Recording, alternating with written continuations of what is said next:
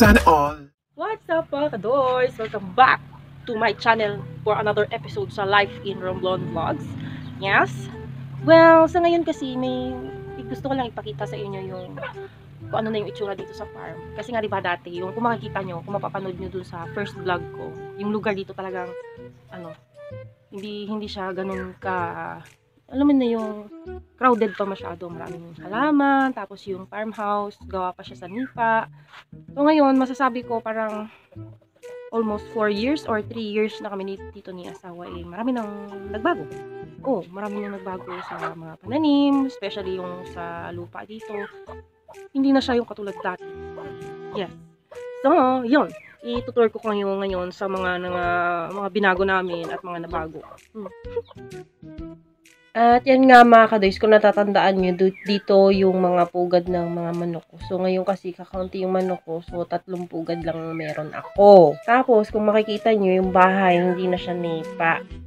Yan, nakayero na siya, diba? So pinagtulong-tulungan lang namin yan ni asawa tsaka yung bayaw niya. Tapos ito naman, kung matatandaan nyo yung pinya, kung saan ako nagtatanim nun, diba, yung maraming pinya. Ngayon, ito na lang yung natira kasi nga iba na, dinaanan na kasi to ng bakho dito. Tingnan nyo naman, lusot na hanggang dun sa kalsada. Di ba parang ang dami-daming halaman dito, no? Tapos bukid-bukid nga. So yan, tingnan nyo, di ba? Pumantay na siya, tapos maraming lupa na tinanggal. Yun, yun yung bukid, di ba? Tapos yung mga pinya na natanggal ko noon, inilipat ko siya dito sa pinagbakuhan, di ba? Maganda na siya, pantay na. Pwede nang paglagyan ng bahay kung halimbawa ay gusto ko magpatayo ng bahay. Tapos kung matatandaan nyo, ito yung harapan ng bahay, di ba? Tapos binilang ko nung parang shade para sa araw, para hindi masyado mainit dyan banda kung magkape-kape. Tapos kung maalala nyo mga kadoys, dyan ako nagluluto dati. Tapos ngayon, may sarili na tayong kusina. Outdoor kitchen. Dirty kitchen. Yan. Siyempre, hindi mawawala yung pugad natin sa may kitchen. Tapos dito yung, yan yung gamit ko sa panluto. Uleng. Yan, si asawa lang naggawa nung lutuan natin. Siya lang din talaga yung gumawa. Sipag niya, no. Tapos yung kusina natin is gawa sa bakal. Si asawa din niya nang nag-welding. Diba? Ang galing-galing. Si asawa yan lahat. Tapos tumulong lang ako magpintura. Tapos wala lang. Minimaintain ko lang. Tapos si asawa din niya naglagay ng bubong. Nag-welding ng bubong. Diba? Tapos kung maalala nyo, dito ako nag-iigib ng tubig dati ng ulan. Diba? Ibang-iba na ngayon. Wala na yung dating mga nipa na bubong. Iniba na namin halos lahat. Pati yung kusina, iba na. Yung bubong, iba na. Yung harapan, ibang-iba na talaga. Wala na yung lumang upuan. Kung maalala nyo, dito ako naglalaba. Diba? Nandyan yung mga pugad. Parang ang aliwalas niya na ngayon. Tapos, dito yung una-una nating daanan papunta sa kalsada. Ginagamit pa rin namin yun. Diba? Nandyan yung mga saging. Nandyan pa rin naman yung mga halaman. Bahay lang nagbago. Diba? Ang sarap kaya nun. Tapos, ito naman yung view ngayon dito sa harapan. Kasi yung bato na yan, nakuha yan dyan nung nagbako. Diba? Ito may manok ko, Yan na lang ang natira na manok. Halos 3 na lang na inahin. Tapos yung mga issue. Diba?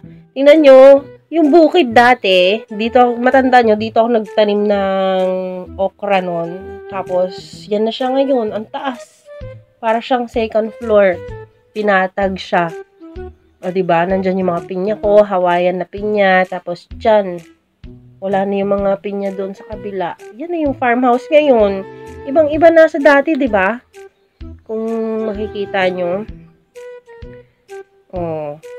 Ibang-iba na. Overlooking na. Diba?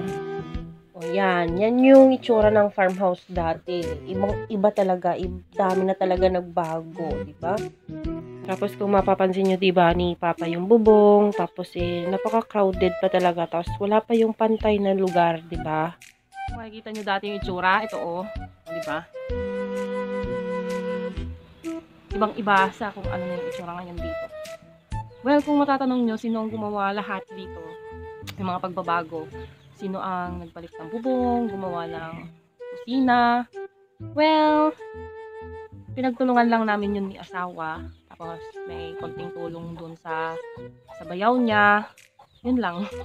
Pero mostly talaga ang gumawa nito si asawa. Tapos tinutulungan ko lang siya. So yun na nga mga kadoys. Please do subscribe to this channel. Like, share, and comment na po kayo kung ano po yung mga gusto nyong katanungan tungkol dito sa farm. Dito sa farm, syempre. At masasabi ko naman maraming pinagdaanan yung farm na hindi ko halos na-share sa inyo kasi hindi ko kayang mag-vlog habang nagtatrabaho. Yun ang totoo. Hindi ko kayang mag-vlog habang nagtatrabaho dito sa farm. Kaya hindi ko halos na-share sa inyo yung mga pagbabago dito. Yun ang totoo. So yun, maraming salamat sa inyong panonood at mag-ingat po kayo. Bye-bye!